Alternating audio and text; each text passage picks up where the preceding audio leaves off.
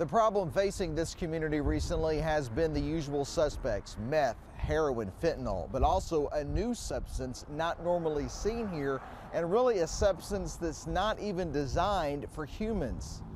The coroner says this is one of the hardest discussions they have in informing someone their loved one has died of a drug overdose.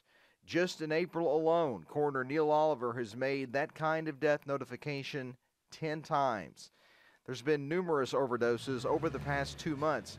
And Wednesday, Oliver, police, and health leaders came together to discuss around this table strategies for helping people end their addictions. Trapped by this addiction, know that they're important to us.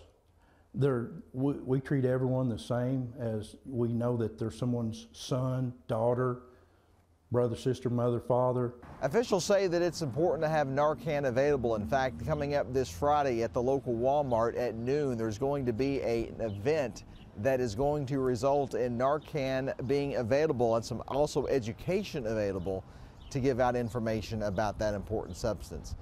In Clark County, Phil Pendleton.